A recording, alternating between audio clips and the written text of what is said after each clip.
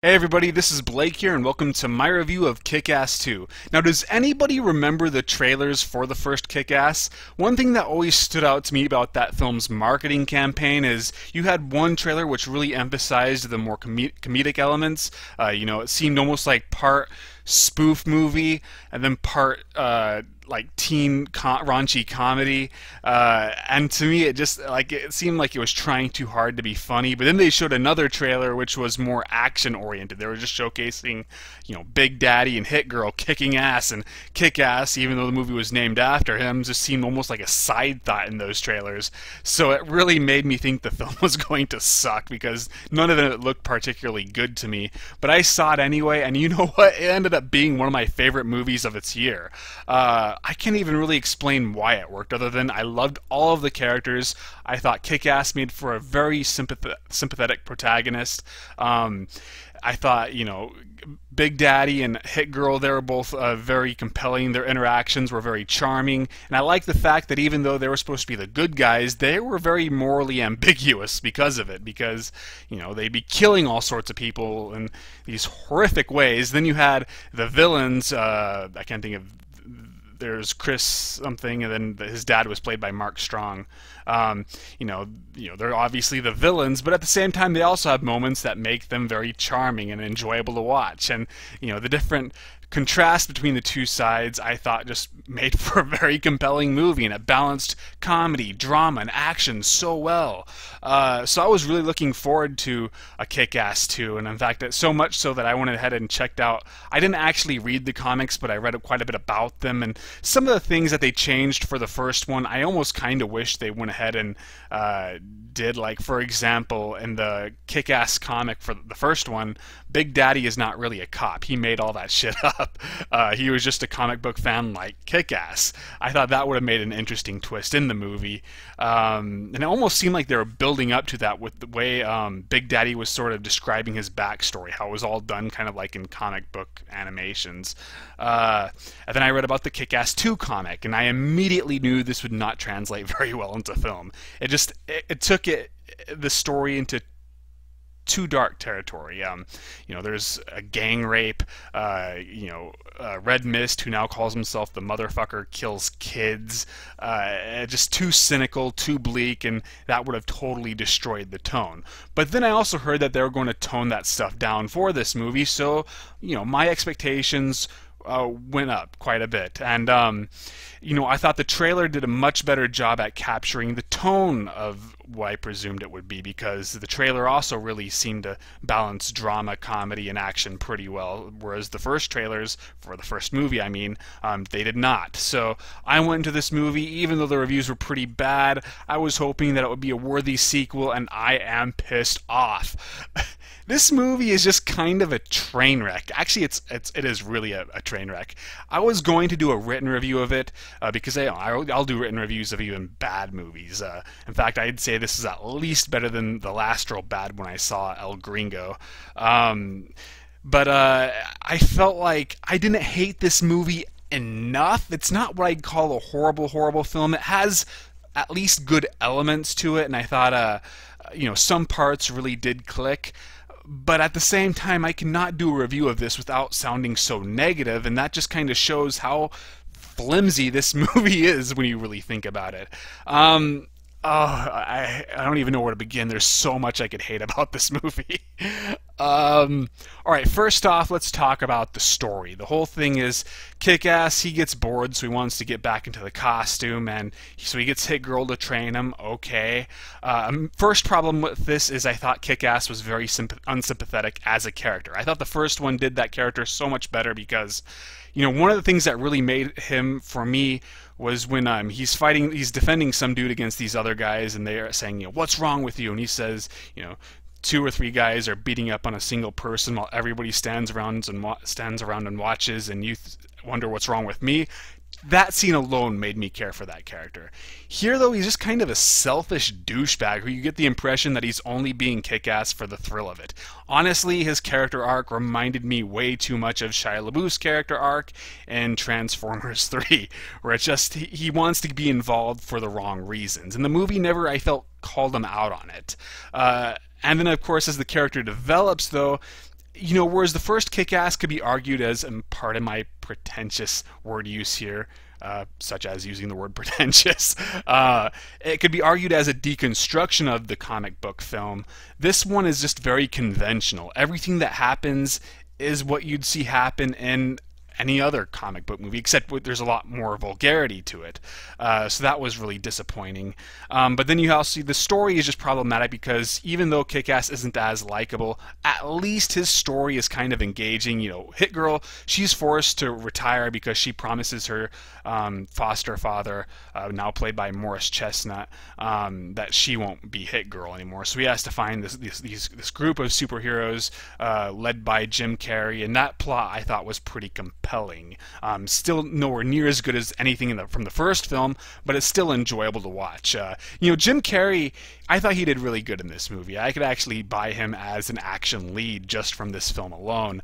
I didn't understand really why they got Jim Carrey to do this, because I don't know, he's not that funny here, and he doesn't have a whole lot of comedic material, but Jim Carrey really did good. And everybody hates him now because he's refused to do any kind of he's distanced himself from this movie for some really bizarre reasons. I don't agree with his reasons, but I don't mind them either. What you feel is what you feel. So I'm not holding it against him for doing so, especially considering I did not like this movie. But he's only in it for like 25 minutes, so he can't carry the film for long, unfortunately. If that, he actually might even be in the movie less than 25 minutes. But then they cut to Hit Girl's story where she's trying to fit in. She's trying to be a normal high school girl. Okay, that's fine in theory. It could be charming, but it's not. It's actually very obnoxious. Those scenes just drag on, and they're so awkward, but awkward not in a funny way, awkward in just a more awkward kind of way. So whenever it would focus on Kick-Ass scenes, I could at least enjoy the movie to an extent, but whenever it would go back to her, it just would drag on so much, and it really felt like they just stitched together two different stories, each with very different tones, and to me it just did not work at all. I thought the girl who played Hit Girl, I'm not even going to try to pronounce her name. She did a good job. She did a great job. I really think that she is a very talented actress, and she's the only reason why I have some hope for that Carrie remake. And I did kind of find it odd because Carrie and her character's story arc here have some very similar ideas, I guess. She does good, but unfortunately, once again, she cannot carry every scene she's in. Another big issue I had with this was the tone. Oh my god. See, the first film, once again, it balanced comedy, action, and drama very well. Here, the comedic scenes are just too juvenile, they're too silly, and they just don't feel at place with these much more darker scenes, these much more grimmer scenes, and it just I don't know, it felt odd. Once again, like you had two different types of movies being forced together. Then the action scenes, the action when it happens, I thought it was fine, even if it was a bit too jittery. But there'd be like long periods of time where there's not any action. So I'd even say, in terms of the quantity of action, the first film was much more enjoyable. Not to mention the quality, because even though I was fine with the action scenes in this movie, nothing compares to like when Big Daddy wipes out that warehouse from the first film. That was just amazing. This film, not so much. One thing I liked about the first film was how, once again, I liked both sides. It made for every scene in that movie enjoyable because everybody in that movie was enjoyable. Here, just not so much. Once again, Kick-Ass isn't as likable. Hit Girl, it's just how she's used I didn't like. I didn't give a damn about Morris Chestnut's character. The main villain, the motherfucker, once again, I'm not going to try to pronounce the actor's name. He worked in the first film pretty well, not so much here. And the problem is, in the first film, he was intended to be pretty sympathetic in spite of the fact that he's kind of a villain. Here, they're sort of trying to do that, but he takes it too far too early on to where when they try to make him sympathetic in later scenes of the movie, it just, once again, it doesn't click. When he's just first introduced, he ends up killing his mother accidentally because of a temper tantrum, and that you can't recover from something like that, especially as he never shows any really remorse for it. What else can I say? Oh yeah, if you liked the love interest from the previous film, you're going to hate what they do with her here. In the original comic, they don't end up. In fact, she's kind of a bitch. But in the movie, of course, they end up as a couple. So what do they do with this film? They're still dating by the beginning of the movie, but early on, when Hit Girl decides she wants out, she and Kick-Ass get in an argument, and everybody overhears, and it makes it seem like he was cheating on her with Hit Girl. So she immediately dumps him. He's like, "Oh no!" But then, like, it's dropped after that. She's never brought up again. Considering how hard Kick-Ass worked to win her over in the first movie, he's obviously incredibly disinterested in doing so in this one, especially as it should have been something he could have easily explained. And it makes it worse because she even pretty much implies that her also cheated on him. So it's like, wow, you just really spit on a major subplot in the previous film. And that's just what I felt overall. It seemed like the director of this film was just pissing on what the first film did right. I'm sure that wasn't his intention, but everything I disliked about this movie, I disliked because the first one I thought did everything so much better. And every idea this movie has, they either spend too much time on it or too little time on it. So the good stuff, it almost feels just glanced over, whereas the stuff I didn't like would not go away. Anything else I could say?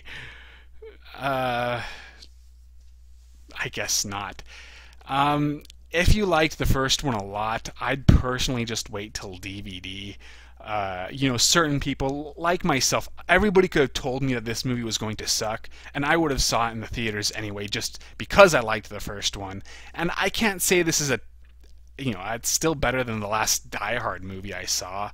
It's better than the last Paranormal Activity movie I saw. There have been worse sequels, but considering... I don't know. I was left pretty annoyed with this film. So that is all I have to say. I did not do a written review of it. I did do written reviews of Saw, Rubber, and El Gringos, and Elysium. So read all of those, please. I'm late on my Critiquing the Critics episode. I apologize for that. I will get it done next week. I'm not too far from being done, but I got interrupted on Thursday yesterday when I was supposed to finish it, so I could not do so, so I apologize for that. Please follow me on Twitter, and that's all I've got. I feel like I'm missing something, and that's really bothering me. Like there's something else about this movie that I want to piss on myself, but unfortunately I can't think of anything. Oh well. See you guys later.